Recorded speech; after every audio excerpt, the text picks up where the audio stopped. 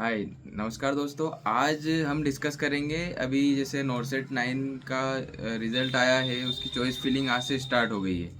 तो choice filling में हम लोगों को क्या-क्या चीज़ें महत्वपूर्ण तरीके से ध्यान रखना बहुत ज़रूरी है। आपकी एक छोटी सी गलती आपको बहुत परेशानी में डाल सकती है। कई बार क्या होता है कि हमारा अच्छा रिज़ल्ट आता है पर हम लोग चॉइस फिलिंग में एक छोटी सी गलती कर देते हैं, या जल्दीबाजी में चॉइस फिलिंग, या बिना किसी से पूछे या बिना किसी के वीडियो देखे या बिना जो एक्सपीरियंस बंदा है उससे कुछ जानकारी लिए हम चॉइस फिलिंग कर देते हैं और हमको उसका खामियाजा भुगतना पड़ता है। या फिर आपको फिर से आपकी एक नॉरसेट देना पड़ता है और आपके होम टाउन जॉब लेनी पड़ती है। तो उसमें कुछ 3-4 पॉइंट्स हैं जो आपको बहुत विशेष तरीके से ध्यान रखना है। फर्स्ट तो चॉइस फिलिंग आपको जो करना है वो आपके होम टाउन के नियर बाय होना चाहिए। जैसे मान लीजिए कि आप अगर महाराष्ट्र से बिलोंग करते हैं तो आपको नागपुर बहुत पास में पड़ेगा, या फिर मुंबई में जो हॉस्पिटल है वो आपको पास में पड़ेगा। तो इन दोनों को आपको प्रायोरिटी में डालना है। अब कुछ बंदे ऐसे हैं कि जो जो जिनकी रैंक थोड़ी दूर है, सबसे ज़्यादा उनके माइंड में रहता है कि हम क्या करें, क्योंकि हमको हमारी फर्स्ट चॉइस, उनको लगता है कि हमारी फर्स्ट चॉइस हमको मिलना मुश्किल है। तो आप लोगों को क्या करना है कि एक पूरी लिस्ट बनानी है। वो लिस्ट मैंने पूरी बना रखी है आप लोगों के लिए। इस तरह से आपको क्या करना है कि सारे एम्स आपको लिखना है, जितने भी एम्स और जितने भी सेंट्रल गवर्नमेंट के जो हॉस्पिटल है उन लोगों को एक सीक्वेंस वाइज लिखना है। आपको डिस्टेंस लिखना है कि आपके घर से जो एम्स, आपको सबसे पहले आपको एम्स कौन सा पड़ रहा है, वो एम्स आपको फर्स्ट प्रायोरिटी उसको देना है। जैसे कि मान लीजिए कि मैं इंदौर का हूँ तो मेरे को भोपाल बहुत पास में पड़ेगा, तो मैं फर्स्ट प्रायोरिटी में भोपाल डालूंगा। इरिस्पेक्टिव की पोस्ट, वहाँ पर पोस्ट कितनी है इस चीज़ को आपको नहीं देखना है। आपको वहाँ पर 2 पोस्ट हो या 200 पोस्ट हो, उससे आपको कोई मतलब नहीं पड़ना चाहिए। और आपकी रैंक 2 हो या 2000 हो, आपको उससे कोई मतलब नहीं पड़ना चाहिए। आपको आपकी प्रायोरिटी के हिसाब से इसको जमाना है। आपको बिल्कुल भी ये नहीं सोचना है कि मेरी रैंक 1500 है तो मैं इसको 8वें 9वें नंबर पर डाल देता हूँ तो मेरे को ये पहले मिल जाएगा। ऐसा बिल्कुल भी नहीं है। आपको आपकी प्रायोरिटी के बेसिस पर आपका जो एम्स, आपका जो इंस्टीट्यूट आपके होम टाउन के पास में है, उसको आपको फर्स्ट चूज़ करना है। उसके बाद में आपको इस तरह से सीक्वेंस बनाना है। जैसे मैंने एक बनाया है कि भोपाल, मेरे इंदौर से भोपाल में कुछ 460 किलोमीटर पड़ता है, तो मैं भोपाल को पहली प्रायोरिटी दूंगा, सेकंड में नागपुर को दूंगा और थर्ड में रायपुर को दूंगा। इस तरह से आपके जो होम टाउन से जो भी किलोमीटर के हिसाब से आपको पहले एक डिस्टेंस बनानी है और उसके हिसाब से आपको पहली स्टेप ये चूज़ करना है, एक सीक्वेंस में लिखना है। सेकेंड चीज़, आपको लैंग्वेज बैरियर ना आए।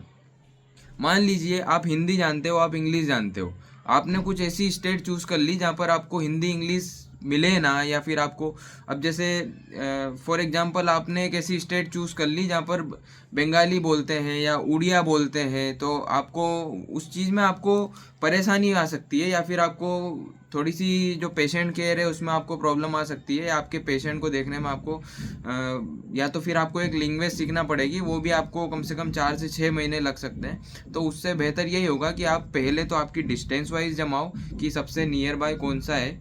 दूसरी चीज़ की आपकी लैंग्वेज, अगर आप हिंदी बोलते हो तो हिंदी वाली लैंग्वेज या हिंदी वाले स्लॉट में आप जाने की कोशिश करो। थर्ड चीज़ ये देखिए कि कहाँ पर आपको साधन अच्छे से मिल जाएगा।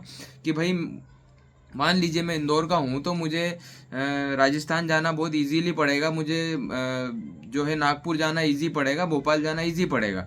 मुझे कोलकाता या मुझे आसाम जाना बहुत वहाँ पर आपको इजीली ट्रेन्स नहीं मिलेगी। आप अगर उत्तराखंड में भी इधर अंदर जाते हो तो आपको वहाँ पर इजीली ट्रेन्स नहीं मिलेगी, आपको टुकड़ों में जाना पड़ेगा, आपको जो है डेली ट्रेन्स नहीं मिलेगी। तो वो भी आप लोगों को एक समस्या का आपको सामना करना पड़ सकता है।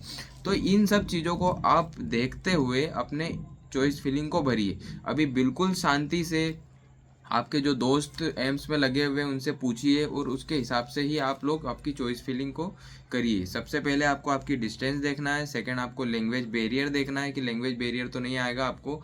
थर्ड की भैया एक अपनी खुद की भी रहती है कि मुझे ये स्टेट पसंद ही नहीं है, मुझे यहाँ के लोग ही पसंद नहीं है, तो उस चीज़ को आप इग्नोर करिए और उसको आप सबसे लास्ट में रखिए। एक आपकी जो है कि आपको एक ऐसा लगता है कि भैया मुझे स्टेट पसंद है या मुझे यहाँ पर जाना, जैसे कि आप लोग बहुत ज़्यादा धार्मिक हो तो आप ऋषिकेश जा सकते हो, है ना। आप लोगों को किसी को पहाड़ी वाले इलाके हैं तो आप उधर जा सकते हो, जो है आसाम हो गया, आप उत्तराखंड जा सकते हो।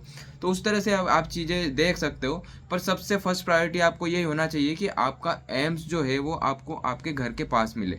अभी आपको लगेगा कि भाई मैं कभी घर से बाहर नहीं गया हूँ, मैं दूर ही रहना चाहूँगा, चिल करूँगा, मस्ती करूँगा, ये करूँगा।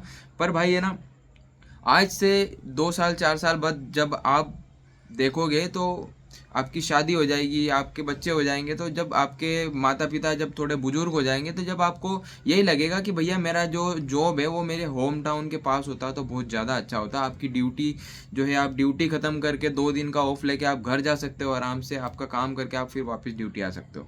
अगर आपका एम्स बहुत ज़्यादा दूर है तो आपको हो सकता है आपको CL आपकी बहुत ज़्यादा लेनी पड़े। और कई बार तो क्या होता है कि आप एज ए जूनियर अभी ज्वाइन करोगे तो आपको ईजीली छुट्टियाँ भी मिलती नहीं है।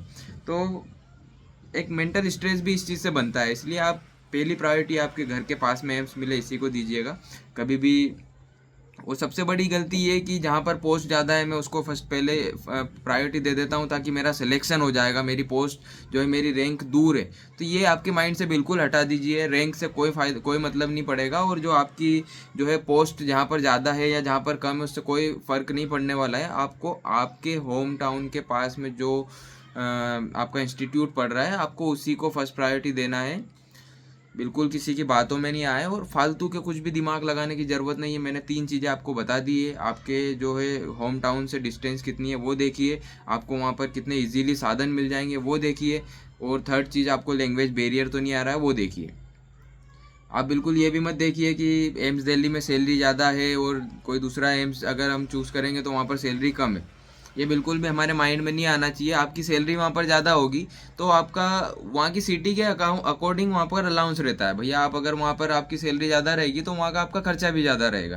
कहीं पर सैलरी कम है तो वहाँ पर खर्चा भी आपका कम रहेगा। तो चूज़ तो चीज़ें ऐसी करिए जहाँ पर आपको हेक्टिक शेड्यूल ना हो, आप इजीली आपके एम्स में पहुँच जाओ।